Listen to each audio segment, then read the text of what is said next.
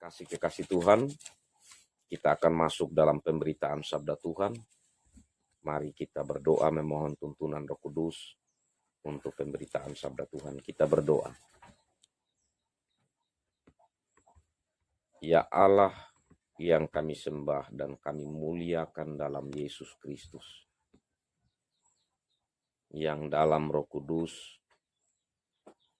terus menuntun hari-hari hidup kami, memberikan pengertian kepada kami tentang apa kehendak Tuhan dalam hidup ini, sehingga dengannya kami terus dituntun untuk tetap berada pada jalan Tuhan. Saat ini kami mohon tuntunan Roh Kudus bagi kami. Kami bersama-sama anak-anak-Mu akan membaca, merenungkan sabda-Mu Tuhan. Jikalau tanpa pertolongan Roh Kudus, kami tidak mampu berbicara. Kami tidak mampu untuk meresapi kebenaran-Mu yang kami yakini firman-Mu Tuhan adalah pelita bagi kaki kami, terang bagi jalan kami, pedoman dalam arah langkah hidup kami. Karena itu ya Tuhan, tuntun sertai kami saat ini dengan Roh Kudus-Mu. Jadikanlah kami anak-anak-Mu yang selalu rindu mendengar, merenungkan, bahkan melakukan firman-Mu. Dalam Yesus Kristus, firman yang hidup kami berdoa. Amin. Bagian firman Tuhan bagi kita dari Kisah Para Rasul pasal 4. Kisah Para Rasul pasal 4 ayat 32 sampai ayat 37. Kisah Rasul pasal 4 ayat 32 sampai ayat 37 di bawah judulnya Cara Hidup Jemaat. Mari kita dengarkan. Adapun kumpulan orang yang telah percaya itu, mereka sehati dan sejiwa, dan tidak seorang pun yang berkata bahwa sesuatu dari kepunyaannya adalah miliknya sendiri. Tetapi segala sesuatu adalah kepunyaan mereka bersama. Dan dengan kuasa yang besar, rasul-rasul memberi kesaksian tentang kebangkitan Tuhan Yesus, dan mereka semua hidup dalam kasih karunia yang melimpah-limpah. Sebab tidak ada seorang pun yang berkekurangan di antara mereka, karena semua orang yang mempunyai tanah atau rumah menjual kepunyaannya itu, dan hasil penjualan itu mereka bawa, dan mereka letakkan di depan kaki rasul-rasul, lalu dibagi-bagikan kepada setiap orang sesuai dengan keperluannya. Demikian pula dengan Yusuf, yang oleh rasul-rasul disebut Barnabas, artinya anak penghiburan, seorang Lewi dari Siprus. Ia menjual ladang miliknya, lalu membawa uangnya itu dan meletakkannya di depan kaki rasul-rasul. Demikian bagian sabda Tuhan ini, kekasih-kekasih Tuhan. Berbahagialah saya dan saudara-saudara yang selalu rindu untuk mendengar firman Tuhan, rindu untuk merenungkannya, dan melakukan dalam hidup sehari-hari. Kekasih-kekasih Tuhan, kalau kita dengar tadi bagian firman Tuhan ini, kita dapat bayangkan bagaimana model kehidupan orang Kristen di saat mereka sehati sejiwa dan tidak menganggap bahwa apa yang menjadi miliknya atau apa yang dia punya itu dia punya sendiri, tetapi itu menjadi milik bersama. ini akan menjadi tentunya sesuatu yang luar biasa. Kalau kita bandingkan dalam kehidupan saat ini kita, kalau di desa masih sangat nampak pola hidup bersama. Hanyalah kekasih-kekasih Tuhan, terkadang ada saudara-saudara kita yang salah mengerti. Salah mengerti di saat Amtodu bilang, apa yang saya punya ini dari Tuhan dan ini semua ya menjadi siapa yang butuh, ya kita berikan. Kalau mereka betul-betul membutuhkan. Tapi ada yang salah mengerti. Jadi Amtodu tanam sayur. Malam-malam saya pergi ambil. Kan ini saya punya milik juga. Milik bersama. Itu salah tuh. Saya piara ayam begini. Malam-malam orang ambil. Pagi saya lihat tidak ada. Bukan itu yang namanya milik bersama, ya kan? Yang namanya milik bersama yang dikatakan di sini tadi. Pas saya tidak ada, saya pergi minta, ya Amtodu, saya ini tidak ada betul, ini tolong dulu. Seperti itu. Itu yang pertama. Yang kedua, kadang juga ada yang salah mengerti. Di saat orang ini punya, kita bisa juga berusaha sebenarnya. Tetapi terus karena sudah keenakan itu. Di Amtodu sana yang rajin tanam sayur. Padahal tanahnya sama. Main pergi minta terus. Lombok sayur. Pas Amtodu juga bosan. Ini orang yang sama bantu sama dia. Memang dia tidak lombok betul kan. Dia tidak tanam. Tetapi kenapa dia tidak tanam? Nah pada akhirnya dia datang lagi. Amtodu bilang, Ubu ini ada bibit sayur. Ini bibit lombok. Coba engkau tanam dulu. Tapi dia tidak mau tanam. Orang begini harus dibantu atau tidak? Ini orang tidak perlu dibantu. Terus menerus ya kan. Nah ini orang berasa malas. Begitu. Jadi ada yang juga salah mengerti. Seperti itu. Nah tapi firman Tuhan di sini.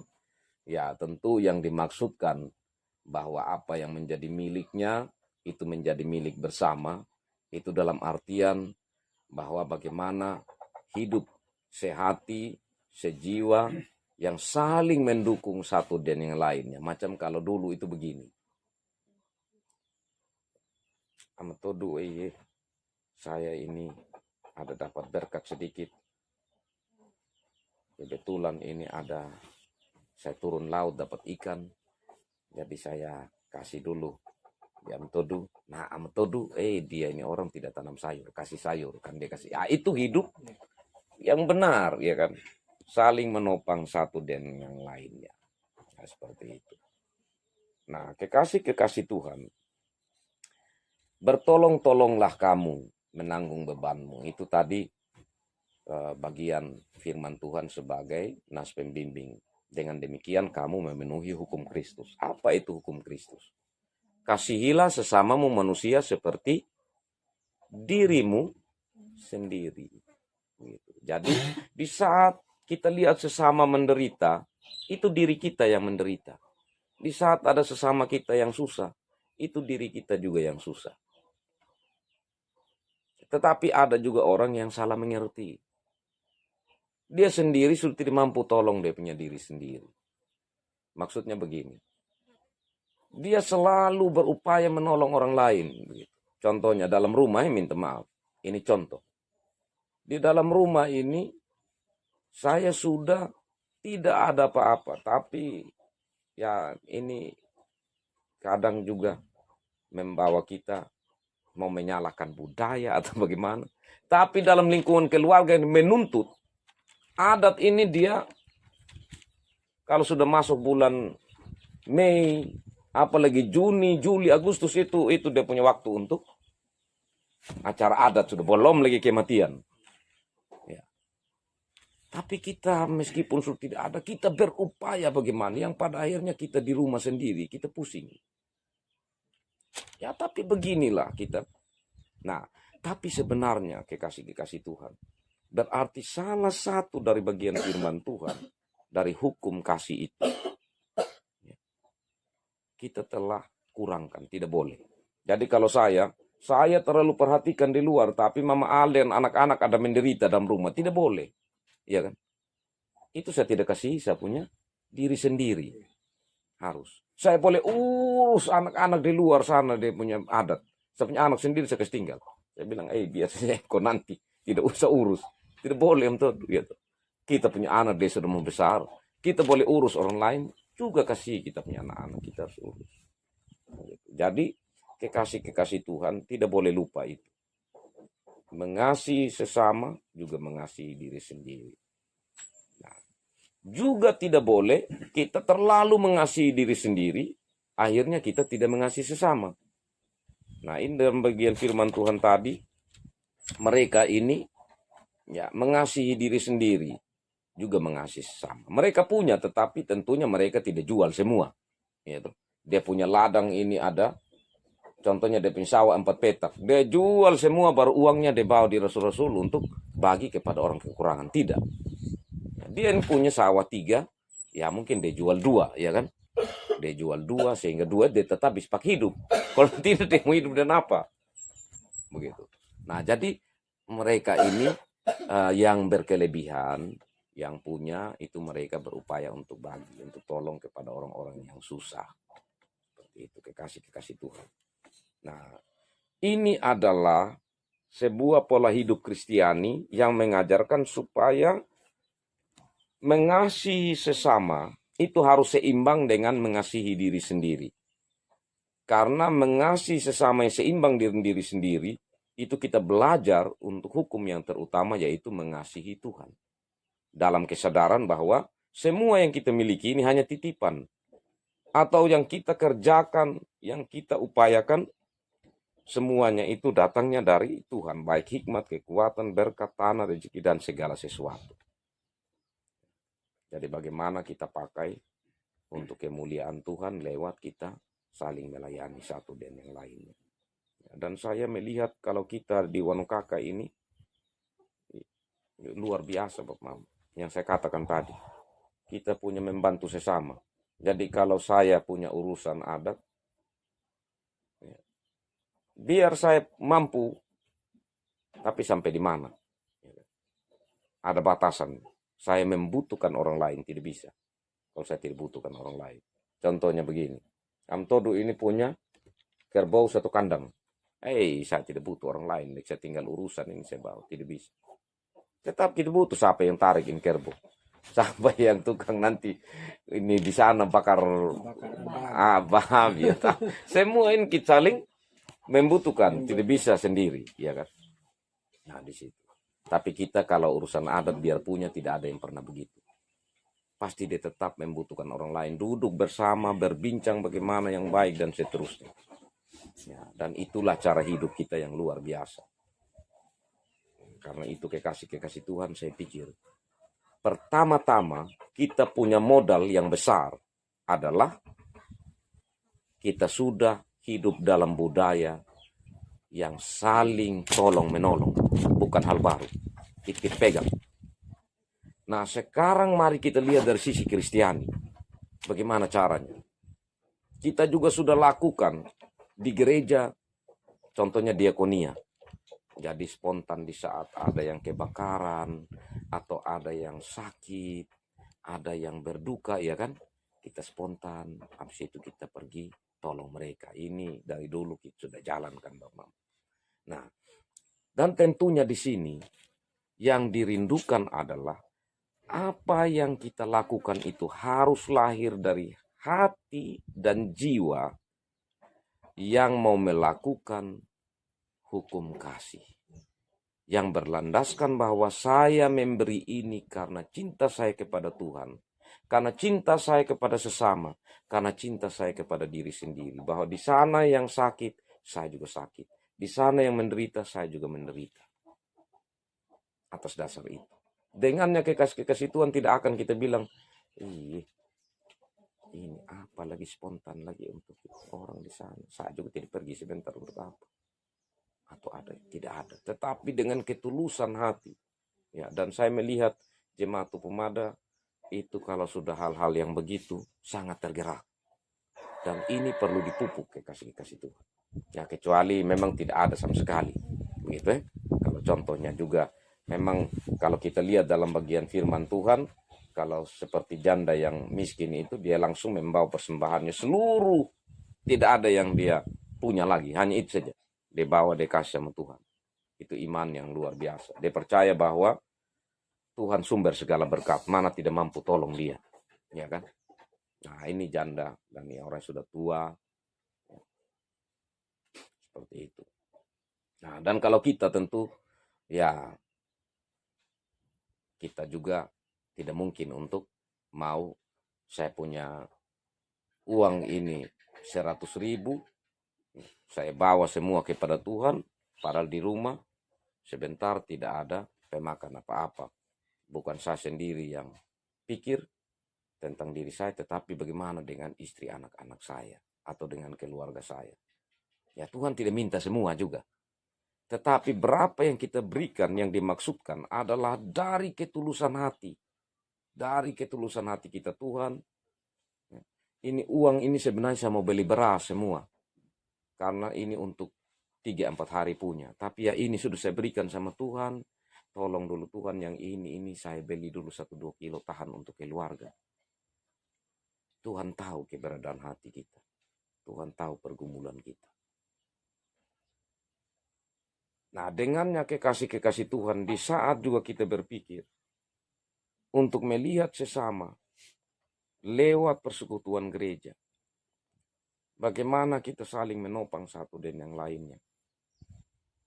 Tentu di sana yang diminta adalah dari ketulusan hati kita, yang sungguh-sungguh dalam dasar untuk saling menopang, saling mendukung satu dan yang lainnya. Dan tentu kita hanya mampu melakukan itu kalau Roh Kudus ada dalam hidup kita. Kalau Roh Kudus menolong, menopang kita. Dan biarlah kekasih-kekasih Tuhan, hidup kita boleh nyatakan, kita boleh jalani, kita boleh berikan untuk kemuliaan Tuhan lewat bagaimana kita mengasihi satu dan yang lainnya, saling menopang satu dan yang lain. Dan tentu kalau kita berbicara dari hal lain tidak terbatas saja dalam materi. Kita punya nasihat, kita punya semangat yang kita berikan sama dia. Ada orang yang putus asa, dia tidak mau untuk menjalani hidup lagi. Di sana kita berikan kekuatan. Atau yang macam yang tadi, dia orang pemalas, hanya mau ambil saja orang punya barang. Dia butuh pengertian, dia butuh semangat untuk bekerja, dia butuh untuk diberikan pemahaman. Ya, jadi kita bertolong-tolonglah, tidak saja dalam bentuk materi, tetapi juga dalam bentuk semangat, dalam bentuk pemahaman, dalam bentuk pengertian. Dan Roh Kudus Tuhan kiranya menolong kita untuk senantiasa menjalani maksud firman-Nya dalam hidup ini. Amin. Baik kekasih-kekasih Tuhan, menyambut firman Tuhan ini, mari kita bersama-sama menyanyi Kidung Jemaat 337 sambil kita jalankan persembahan. Kidung Jemaat 337.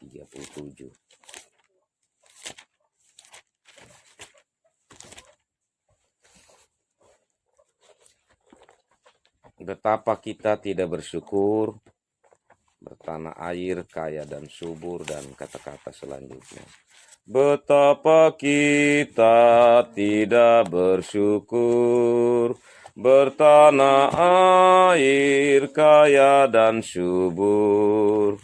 Lautnya luas, gunungnya megah, menghijau padang, bukit dan lembah. Itu semua berkat karunia Allah yang agung maha kuasa. Itu semua berkat karunia Allah yang agung maha kuasa.